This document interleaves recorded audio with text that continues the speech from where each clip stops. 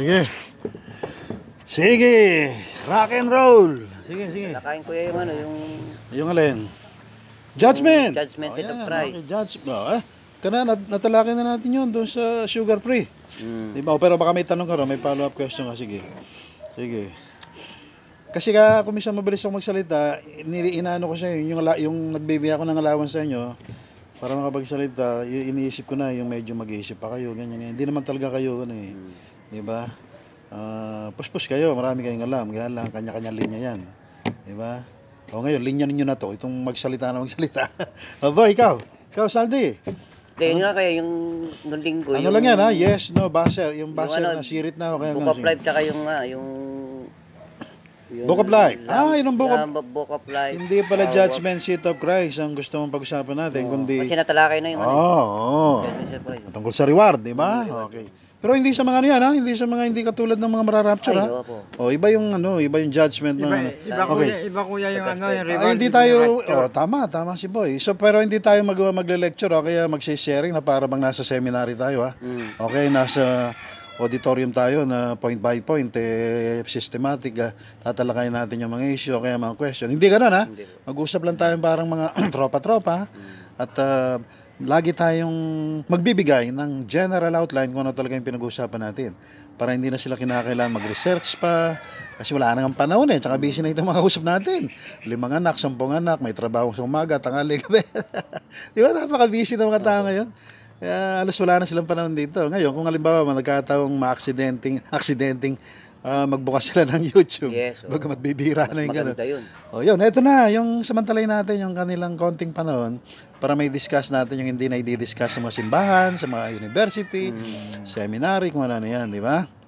Gagawin natin pilit yung university, yung diwa nun, yung unity in diversity. So, yung lahat ng paniniwala na napakasalimot, pinipilit nating unite sa napakaiksing usapin natin ito.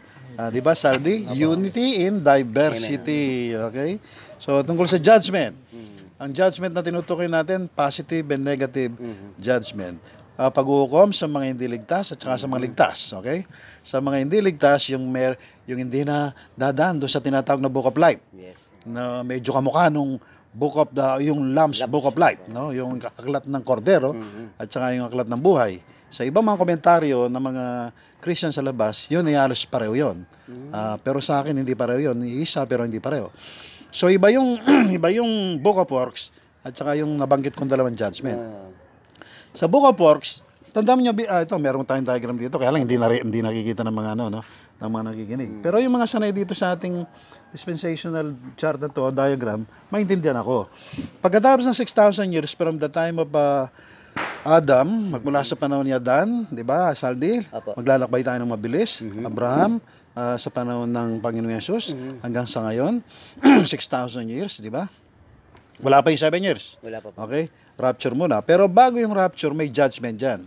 Okay? Ang judgment dyan ay kamukha ng judgment doon sa Great White Throne Judgment. Alam mo yan? Ang pagitan, 7 years plus 1,000 years, yung sinabi kong yan. Doon sa Great White Throne Judgment, ako saan familiar yung mga nakikinig sa atin, yun nga, yung Matthew 7:21 na kung saan sabi ni Jesus Christ doon sa mga nangaral, nagbalay ng demonyo, huyo! Hindi sila kilala. Tayo na nating elaboration. Way back, flashback tayo in time at pupunta tayo sa panahon natin ngayon. Assuming na magkakaroon ng rapture ngayong kapanahonan natin. So, bago yung rapture na yon, isa lang din ang tatanungin, Saldi, sa atin. Have you done the will of God? Ginawa ba natin yung kalooban ng Ama? Kamukha yun ng question doon sa Great White Throne Judgment. Kasi sa Great White Throne Judgments, ang mga tao doon na nangaral, mga leader, Kristiyano yan, ha? Inaasahan nila, papunta sila sa New Heaven and New Earth. Langit! yung higit pa sa millennial reign of Christ, di ba? Sa New Heaven and New Earth, yung tinatawag nating universe beyond this universe, okay? So, ang issue doon, isa lang. Ginawa ba natin ang kalooban ng Ama? Doon sa Great White Throne, yun ang tanong. Dito sa panahon natin ngayon, bago tayo papasok din sa langit. Langit nga lang ni Jesus Christ. Doon sa dulo doon, 1,000 years plus, Great White Throne Judgment, langit, papunta doon sa langit ng mga langit. Okay, gets nyo? Positive. So, sa ngayon, ito, ginawa ba natin yung kalooban ng Ama. Now, hindi ko sinasabing hindi mabait yung mga kausap natin, o kaya gumagawa ng milagro, etc. Ang kaso, wala yun eh. Ang tinatanong lang ng Panginoon, naniwala ba tayo sa sinugo niya? At ang sinugo niya ay walang iba, sabi sa Bible, John 6:29, John 6:40, si Jesus Christ lang, okay? At yung sinugo ni Kristo, sinugo, kailangan paniwalaan natin, yung Holy Spirit. Kasi wala rin si Jesus. Wala rin dito ang Ama as far as residency is concerned. Ang Diyos dito ay yung Holy Spirit. Ang Diyos ng universe ni Jesus Christ, si Jesus Christ. Ang Diyos ng mga langit doon, ay yung pinanggalingan ni Jesus Christ, ang tawag natin Diyos Ama. At hindi si Jesus Christ yun, per se. At hindi si Kristo ang Ama, hindi rin si Kristo ang Holy Spirit, per se. Bagamat isang substance and essence ng tatlong yan, yung Holy Spirit, si Jesus Christ, at saka yung Ama. Sa ngayon, ang Holy Spirit na nasa church, nasa atin, nasa inyo, gusto niyang tiyakin, no? Yung essence ng John 16, na-discuss natin yan, boy, ng layunin ng Holy Spirit ay paalam ang tunay na kahulugan ng kasalanan, kasi nga, hindi raw na alam ng mga tao kung ano ang ibig sabihin ng kasalanan. Ang alam nila, paglabag sa kautusan lang, paglabag sa morality, hindi ka naka-seatbelt. Ang tunay na kasalanan, sabi sa Bible, yung ikaw mismo. Tayo mismo. Parang si Satanas, sama ng kasinungalingan. Kahit na totoong sinasabi niya, lahat ng sinasabi niya, kasinungalingan. Kasi ang kasinungalingan, o ama ng kasinungalingan, si Satanas. Pagdating naman sa mga anak niya, yung mga taong hindi duman sa gospel, lahat ng ginagawa nila, kasalanan. Bakit? Kasi yung ugat, yung tao mismo, makasalanan. Yun ang problem. Hindi yung ginagawa lang niya, kundi yung gumagawa. Yun ang ibig sabihin ng John 16 doon sa issue ng kasalanan. Okay, now, balik tayo doon sa issue. Kasi baka mamaya matempa ko na mag-discuss in detail doon sa John 16. Nasabi ko na sa mga nakaraang episode. So, bago mag-rapture, ang tiyakin natin, Saldi, boy, correct, yung naintindihan natin, kung talaga bang nagawa natin yung kalooban ng Ama. Ano yun? Paniwalaan niyo sinugo niya. Naniwala ba tayo? Siyempre, konting review lang. Naniwala tayo kay Jesus Christ sa context ng gospel kasi nga yung salitang Jesus, Savior. At para maging Savior siya sa buhay natin, personally, kailangan yung death burial niya, tinanggap natin. So, namatay tayo nilibing, kamukha niya. Yung resurrection ascension niya, tinanggap natin. Review lang ito, para magkaroon tayo ng bagong kalikasan.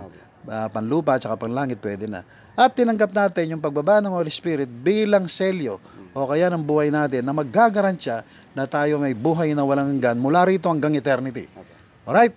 Yun ang una muna nating tiyakin na pag sinabi nating naniwala tayo sa sinugo ng Diyos, si Jesus Christ, namatay tayo, nilibing na buhay mo ganito, bakit sa langit bumaba yung Holy Spirit? Okay? Jesus, Savior, Christ, Anointed One, may Holy Spirit. Alright? So yun, meron ba tayo nun? Meron, okay? So ang ganon, papasa tayo at hindi tayo kamukha ng mga nandun sa Great White Throne Judgment na hindi kilala ng Panginoon kasi nga hindi pinaniwalaan yung sugo sa context ng gospel, okay? Marahil sa konteksto, sa diwa ng alam nila, sa theology, sa religion nila, kaya lang hindi yung gospel. Nagkaroon sila ng ibang gospel, ibang Holy Spirit, ibang Jesus. Kaya nga tinitiyak natin dito at inuulit-ulit, no? Na kahit anong usapin pa rito, kay science, philosophy, kay pagkain, tiran, damit, medicine, kape, kahit, nadadala natin lahat ng isyong yan sa pinakatinatawag nating sine qua non, yung indispensable requisite na yun, na gospel ang dapat nilang isipin. Kaya nga tayo, pag narinig sa ibang lugar, narinig nila yung death burial. Ay, kayo na yan. Ay, sa mga ano yan. Tinutukoy nila tayo. Salamat sa Diyos, meron tayong iwang legacy, di ba? Hindi yung, naniniwala sa ganito yan. Ay, naniniwala. Hindi yung salitang rapture, ayaw kong ikapit doon sa gospel kasi alam niyo bakit? Gospel lang talagang issue rito, no? Hindi man yung ating mabuting gawa o kaya magandang reputation. Wala yun. Ang issue rito, yung lang gusto ng Ama ang gagawin natin. At walang iba kundi ang Panginoon Yesus na makukuha mo lang through the gospel. Okay? Yun ang epistemological test. Kapag ka talaga naintindihan mo yung test of knowledge, mauwi ka saldi sa Panginoon Yesus. Hindi tulad ng test of and for epistemology na pag nag-aaral ka ng philosophy, science, whatever science, quantum physics, quantum mechanics, mauwi ka sa relativity. Hindi tiyak. Kaya nga yung science, ang tawag ko dyan, religion Ang Panginoong Yesus lang ang tinatawag kong science. Okay? True science, Hindi evolutionary, Darwinian science. Hindi yun. Balik tayo sa judgment. Okay? So, ang judgment, Saldi, na tinutukoy natin sa issue ng 6,000 years from Adam until this time na kung sa rapture ang pinag-uusapan. Alam na natin, Yan ang hatol. Yung hindi dumaan doon, may iwan. Parang yung 1 Corinthians 5:9, yung binigay yung katawan kay Satanas Satanas, para madisiplina. Ano yung ibig sabihin nun? Sa usapan natin ngayon, pagka hindi solid ang pagkaunawa natin sa gospel na pinag-uusapan natin ito, magmumukha tayong kamukha ng lalaki doon na nakikiyapid sa asawa ng ama. Saan pinunta yun? Saan dinala yun? Kay Satanas. Satanas. Anong ibig sabihin nating Satanas dito? Hindi yung dagad-dagada nga po yan, tsaka second death. No! Tribulation period na kung saan magngangalit yung ngipin, kumbaga, ng mga taong hindi masasama sa rapture, doon pupunta. Na nilalarawan din sa isang banda nung katuruan sa 1 Corinthians 5:9. Okay? O, ngayon, ayos na tayo doon? Ayos na tayo doon sa isa na yan? Punta tayo sa mabilisan doon sa pangalawang judgment, ha? After 7 years of tribulation period, iyan ang panahon ng Antichrist, yan ang panahon ng mga judgment dito, nuclear bombing yan, yan sa buong daigdig. Ulan ng yellow boy, 50 kilos ang bawat kilo, talagang hindi mo na makikilala yung mga tao, magkakasakit yung mga tao, resulta ng radiation, resulta ng nuclear warfare, dyan lalabas yung kung ano ng Antichrist, papasok sa third temple, sa gitna ng 7. Marami pang detalye, kaya lang hindi yun ang topic natin. Pagkatapos ng 7 years, yung tapos na yung tinatawag na Battle of Armageddon, hindi naman battle kasi nga ang Panginoon Yesus ang tutunaw sa mga tiga west tsaka east ng mga soldiers na magtitipon sa Mount of Megiddo. Babalik ang Panginoon with power and great glory, no? Sa kadiliman ng buong daigdig, titingin ka sa langit, pusikit ng dilim, makahawi yan, babalik ang Panginoon Yesus sa second coming, nakasakay ng kabayang puti, sa tako pa ron, kayo at ako, at ang lahat ng kinabagan ng Panginoon na nakasakay din ng kabayang puti, para hatulan ng daigdig na to, ang tawag doon, judgment of the nation, na kung saan yan ay Matthew 25. So tuwing magle-lecture ang ganito, nandito na naman yung mga aeroplano ng Chinese at saka Amerikano ba yung mga yan, o baka mamaya pati Russian. Ikaw gusto ni Russian ka, ha? Nicolau. Wala na po. Patay na yun. Wala na po. Pero ang ganda ng apelido mo, Nicolau, ruler of the people, okay? Parang Nicodemo, ruler of the people, no? Bagay ng bagay siya, kasi talagang Russian kayo. Itong nandito sa likod ko, talagang ano ba to? Russia. Si Kurak talaga ang Russian, kasi ang salitang Kurak, Russian. Kaya lang, tinan mo yung itsura nyo. Para yung paborito kong, isa sa mga paborito kong professor sa Bible knowledge, si Jack Skelly. Kaya ganyan kamukha ni Kurak, no? Pogi, okay? Ba't tayo napunta ron? Balik tayo sa judgment. Balik tayo sa judgment. Itong judgment na tinutukoy ko, yung judgment of the nation. Ito, tandaan nyo, meron ditong Book of Works, Book of Life, na synonymous o parallel doon sa Lamb's Book of Life. Pagka doon sa Book of Works, ito lang tandaan nyo, huwag na nating masyadong i-theologize yan. Sa works saldi, ang ibig lang sabihin doon, yung mga tao, mangangatwiran yan eh. Di ba? Mangangatwiran. Gumawa ako ng mabuti. Member ako ng ganitong organization, member ako ng ganito, nabigay kami ng mga upuan, nagpagawa kami ng mga school, nagpagawa kami ng mga simbahan pa, et cetera. Ay nako, lahat ng ginawa nila kay mabuti masama nandun sa Book of Works, na? Para naka-computerize, naka-Google, talagang wala kalusot doon, okay?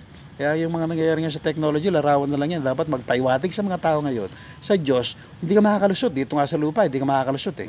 Di ba? I-Google lang yung pangalan, malalaman kung sino ka eh. So sa Panginoon, doon sa Book of Works, wala kang may tatago doon. Siyempre, papangatwiran mo yung mabuting gawa mo. Pero alam na natin, yung mabuting gawa ng tao is the greatest enemy of God's work, no? Yun na nga, nakuha mo yan? The greatest enemy of God's work is our works for God. So yung mga taong yan, doon pala sa Book of Works, wala na. Hindi sila papasa. Kasi kahit na good yung gawin mo, bagamat yung mga tao niyan, gumagawa rin din ng masama. Hindi na nga kukwentay ng Panginoon niya. Yun na lang good works mo. Hindi pa rin obra. Wala na tayo. Ang usapan doon sa good works. Alam nyo na yun, boy, ha? Yung Book of Works, wala yun. Dapat wala yung pangalan natin doon. Dapat wala rin yung pangalan ng mga nakikinig saan doon at huwag nilang ipangalandakan mula ngayon na meron silang gagawin para sa Panginoon. Huwag magyabang. Ang pagyabang lang natin ang gawa ng Panginoon, yun nga yung gospel. At ang resulta sa buhay natin ngayon. Okay, now, pangalawang book, yung Book of Life. Ang Book of Life, hindi katulad necessarily nung book o Lamb's Book of Life. Doon sa Lamb's Book of Life, lahat doon ligtas. Lahat yung mga nandun, dumaan sa gospel na pinipreach natin. Okay? Yung tunay na gospel, ha? May Holy Spirit yan, may indwelling, may divine nature, may new sinless nature, kaya nandun sa Book of Life. Ano yung nandun sa Lamb's Book of Life? Yan. Ano pala yung nasa Book of Life? At hindi ito yung necessarily na book, Lamb's Book of Life. No? Aklat ng kordero, Kordero. aklat ng buhay, isang tingnan, parehong tingnan, pero iba. Oo. Doon sa aklat ng buhay, nandun ka kung nakakala mo ligtas ka. Hindi ako kasama doon sa Book of Works kasi hindi ko pinagmamalaki ang aking mabuting gawa. Di ba? Oo, may pagkakaiba pa May rin. pagkakaiba. Anong pagkakaiba? Doon sa Book of Life, o aklat ng buhay, ay, wala yung old nature mo. O wala yung sinful nature mo. Meron kang bagong sinless nature. Wala ka lang indwelling. Ayun lang. Alright? Wala kang indwelling. So ngayon, tinimbang ka, kulang ka. Okay? O doon papasok yung nabura, yung pangalan mo sa Book of Life. O, ibig sabihin, pagka dumaan ka sa death burial, nawawala yung lumang kalikasan mo. Meron ka pang bagong nature. Kaya naisulat ka doon sa Book of Life. Alright? Kaya lang, dahil wala kang indwelling, Yun. burado Yun yung ka. problema. Pwede kang Oo. mabura. Oo. Pwede rin hindi. Okay? Pwede kang mabura, pwede kang hindi. Alright? Yun ang doctrine na kumisan controversial sa theology, pinag-aawayan, pinagdidebatihan ng mga theologians. Hindi nawawala ang salvation kasi once saved, always saved. Tapos sasabihin ng iba, nawawala yan. Isang pruweba, sabi sa Revelation, nabubura. Kahit nakasulat ka sa Book of Book of Life. Life. O, naunawaan nyo na yun, kung ano yung pinag-aawayan nila. O, pareho silang totoo, parehong mali. Kaya lang, pag naintindihan mo kung ano yung Book of Life, tsaka yung aklat ng kordero, alam mo na kung ano yung Kasi hindi sabihin sila nila. indwelt. Yes, wala talaga silang indwelling. Yung mga angel nung araw, hindi naman indwelt, pero nabura, okay?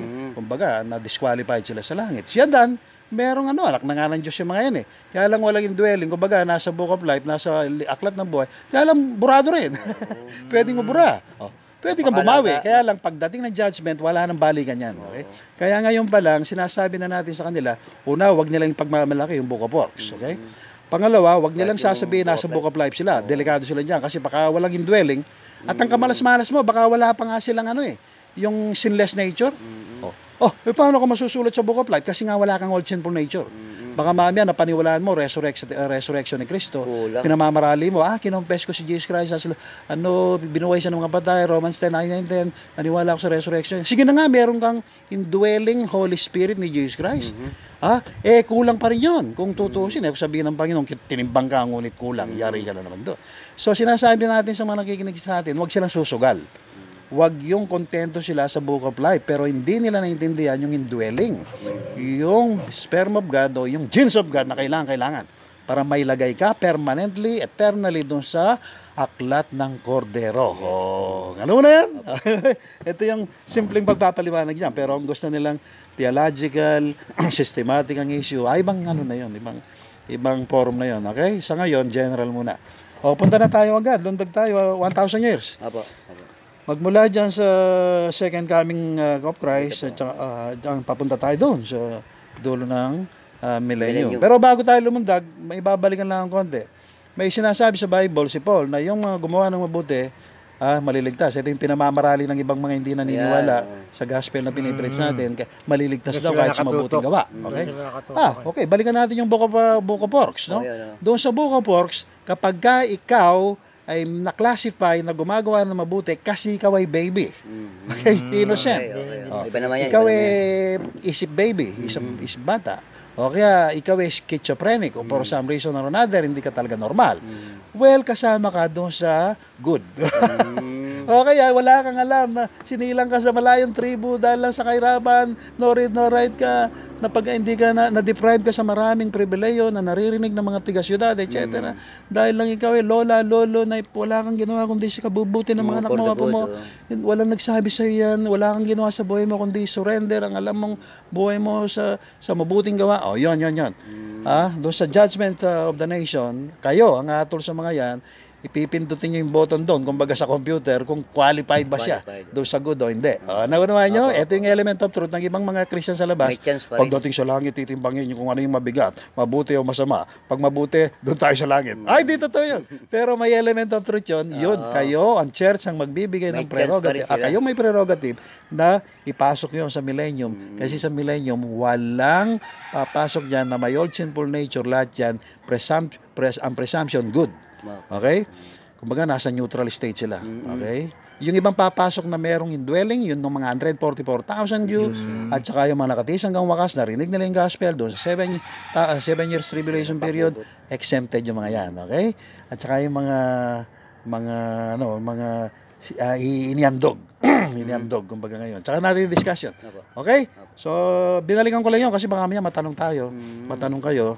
Okay, busisiin ng mga nakikinig sa YouTube. Saan yung pala yung May sinasabi chance din pala ko yan, no? Meron. Oo, may chance. So, yung mga atheist na sinasabi ng Diyos, hindi parehas, andyan. Hindi totoo yun. Hindi lang marunong itong mga Christian ang explain ng mga Walang Holy Spirit judgment. ko eh. Wala silang Holy Spirit. Mukha tuloy napakabagsik ng Diyos, napakabangis. Opo. Wala siyang malasakit, wala siyang justice. Hindi ang Diyos, laging God of second chance. Pero hindi purgatorio, hindi ako naniniwala doon. Hindi yung kung ano ng mga baptism for the dead ng mga ibang religion. Hindi ako naniniwala. Kaya lang merong ganong chance ang Diyos. Una, iba kasi yung 6,000 years, iba yung millennium. Ang millennium, diagonally speaking, ka-related yan doon sa 6,000 years ni Lucifer na kung saan innocence. Itong 6,000 years from Adam until now, until the second coming of Jesus Christ, diagonally related yan doon sa kasalanan na nagawa niya Dan on the 7,000 years during the era of Luciferic era na probation, ano yan, yung parang grace period ng Diyos sa mga tao mula kay Adan hanggang ngayon na sakop ng law, sin, and death. Kaya may chance sila, halimbawa, hindi narinig yung gospel, pero good, okay? Innocent, Gumawa etc. sila ng At na-qualify sila sa timbangan ng church. So, kaya ng Panginoon Jesus, May pasok sila sa chance millennium. Second chance. Okay? Hindi yung puro na lang dagat-dagata nga po, susunugin kang buhay dahil di mo lang narinig yung gospel. Hindi totoo yun. Pero huwag niyong kalilimutan, habang sinasabi ko to, andun din yung Book of Works, yung Element of Truth na sinasabi kanina, andun din yung aklat ng buhay na iba kaysa doon sa aklat ng kordero. Okay? Kung kailangan pa ng detail yun, ulit-ulitin lang din ang sinasabi natin, okay, ay text tayo at i-detailay natin yon for further details. Lundag na tayo. 1,000 years doon sa Millennium. sa millennium. Siya nga pala, again, makikiraan muna tayo dito sa millennium. May narinig akong scholar ng isang araw sa Bible, sabi niya, lahat ng tao dyan sa millennium, papasok dyan, may old sinful nature pa. Maling-mali yun, maling-mali. Wala. Parang si Lucifer, nung araw, walang old sinful Kumbaga nature. siya, neutral, no? Meron sila neutral nature.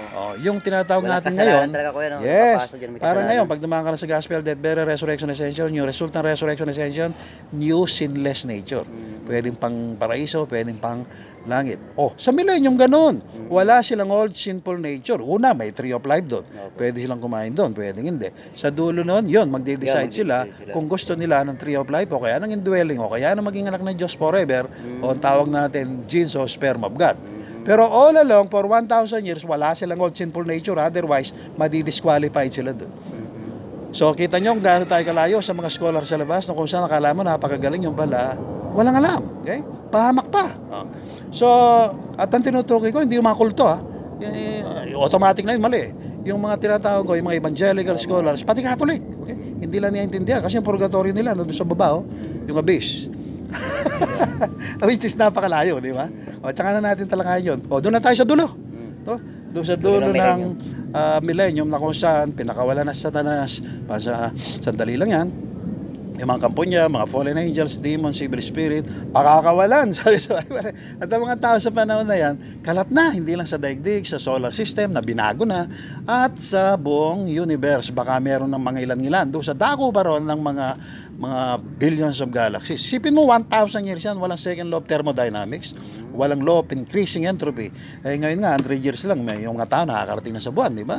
100 years ago, 80 years ago, wala namang mga ganyang mga jet, di ba? So, ang ibig sabihin doon sa millennium, 1,000 years. Napakatalino ng mga tao, hindi namamatay, ganyan. At makakanker nila yung known universe, okay? Through technology, at sa aid ng mga angels, etc. Magagawa nila yan, okay? So, sa dulo nun, yun, pag pinakawalan na sila, plus yung mga tao na nakarating sa point ng kung parang si Lucifer ng araw, napakataas na ng narating nila, kala nila Diyos na sila. Yun ang dahilan. Kaya sabi sa Bible, karamihan ng mga tao dyan, pag mula doon sa first day ng millennium, hanggang doon sa dulo, nako, hindi na naman magpapasakop sa Diyos at saka kay Kristo. Sumubrang talino na rin nila. Karamihan ng mga tao, sabi sa Bible, they will repeat kung ano yung nangyari nung panahon ni Lucifer nung mag-rebelde siya. Maulit lang. At ito, vindication ng Diyos sa mga taong makukulit magtanong ngayon, kung ang Diyos ginawa lang niya tayong ganito, perfect agad, ganyan, hindi tulad niya, hindi ay nako, gagawin mo rin yung gagawin nila. Okay. So, anyway, ang Diyos lang kasi ay pag-ibig at bahagi ng pag-ibig na attributes niya o kaya kanyang kaugali, yung freedom, kaya ganyan siya, no? Hindi siya namimilit. Anyway, yung judgment doon, pag-usapan natin, baka ubusan naman tayong oras. Ito ba, sino ba nag-invento nitong 30 minutes lang ako? Hindi, Si malayo pa Mago. kuya. Di mag... Di bale, mas maiksi, mas maganda eh. Opo. Okay? Ngayon, Layo pa. sa dulo na, okay? Sa dulo na. Timer ka ba, boy? Hmm. Magaling ka Layo pa. mag-timer. Siguro 1 minuto na. Hindi. Wala sige. pang alas 11. Alas 11 lang po eh. Sige. Doon na tayo sa dulo, Saldi, ha? Apo. Mayroon na namang judgment dyan. Tandaan natin, kung may judgment after na 6,000 years sa Adamic context, meron ding judgment sa dulo ng millennium, 7,000 years yun from Adam, sa context ni Satanas o ni Lucifer. Okay?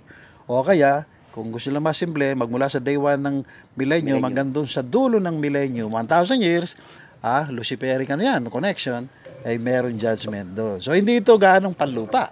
Ito yung panlangit. Hindi pandaigdig, ito yung pang-universe. Malawak ang scope nito, di ba? Ano na to? Heaven of heavens ang papasukin. Hindi heaven lang ni Jesus Christ na kamukha ng dinidiscuss ko kanina. Yung mga Christian sa labas, yung mga Bible scholars, pinaghahalo to. Tuloy sa paghahalo-halo nila ng mga doctrine ito, umaba ang usapin. Nagkaiwa-iwalay sila, naging mga, kung ano, mga katawagan, no? Sa, kakakompuse na, ayaw ng pag-aralan ng iba kasi nga, nakakasira ng ulo. Okay? Ngayon, sinisimplify lang natin para lang maintindihan ng mga tao na simple lang naman talaga ang gusto ng Panginoon. At sa context ng judgment, sa dulo ng millennium, eto na naman, meron na namang libro. May aklat ng buhay at saka kamukha nung yung aklat ng kordero. Okay? So dito, makikita natin, ang judgment dito, yun na naman, yung have you done the will of God. Okay? Yan na naman. Laging involved kung may indwelling ka ba o wala. Okay? Meron ding involved na kung saan parang works. Kasi yung mga tao dyan na natira dyan sa millennium na hindi sumama sa rebellion, automatic, parang panahon ni Noah, liligtas sila ng Panginoon. Parang panahon ngayon, parang panahon na Sodom at Gomorrah, may kaparaan ng Diyos para yan na iligtas sa cataclysmic, chaotic condition ng universe.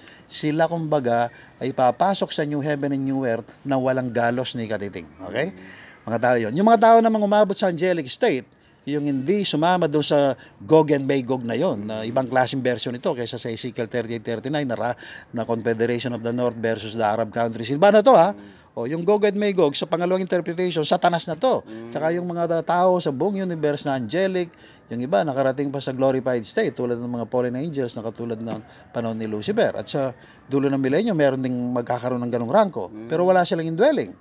Nasa Book of Life, okay? Meron silang new sinless nature, pero lalaban sa Diyos tulad ng ginawa ni Adan tsaka ni Lucifer. Yun ang kandidato para sa dagat-dagatang apoyo, yung second death. Kasi wala sila sa Book of, yung Lamb's Book of Life, God's Book of Life.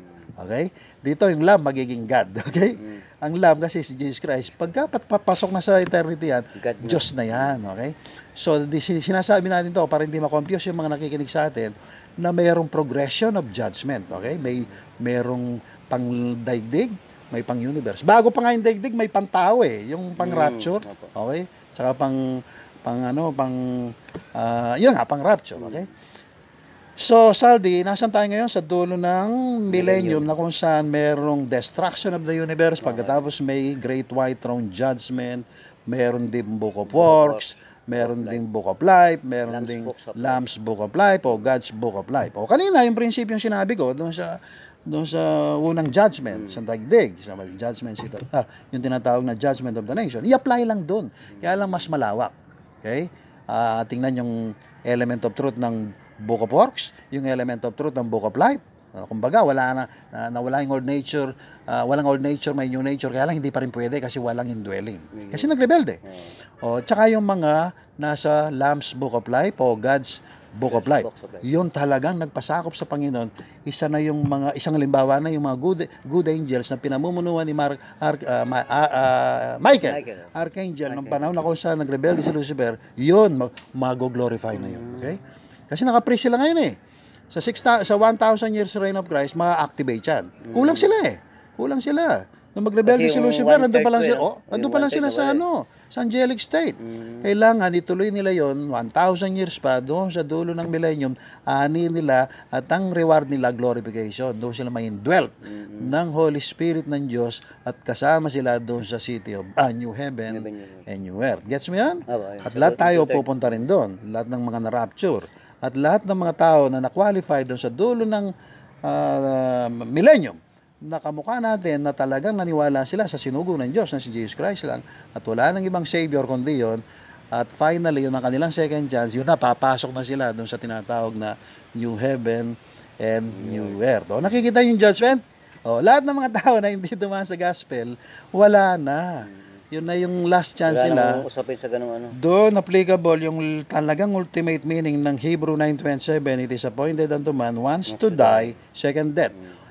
After that, judgment. Pero pagka first death lang, mayroon ka pang chance. Kaya sinasabi ko, itong 6,000 years na to, bagamat mayroong element of truth ng grave, impyerno, Tartarus, which is example of lake of fire o second death, lahat yung pag pinagsama-sama mo, ang tawag dyan first death. Yung 6,000 years. Kaya natin sinasabi, yung mga tao na sakop na 6,000 years, kahit di nila narinig yung gospel, wag lang silang makukwalify doon sa evil. Okay. Sila'y may chance doon sa millennium. Okay? So, naintindihan niyo, boy. Medyo masalimot kapag walang diagram eh. Pero yung mga ibang episode natin kasi may diagram. So, kung matyaga yung mga nakikinig sa atin, balik-balikan lang nila yung mga video natin na may diagram. Ito yung tinutukoy ni Kuya. Ito yung tinutukoy ni Nasaldi. Ganyan, di ba? Pero wag natin kalilimutan, dalawa lang yung issue. Yung 6,000 years, saka yung 7,000 years.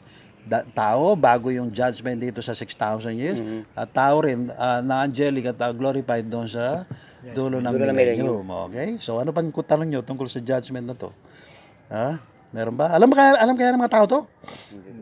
No? Ang alam nila kasi ngayon ng problema, pagkain, tira, damit. Ang alam nilang pagkain, wala kaming ganito. Ay, ang anak ko, hindi nakatapos ng ganito.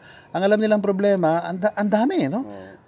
Lahat, patasin natin, sosyalismo, komunismo, wanonongismo, no?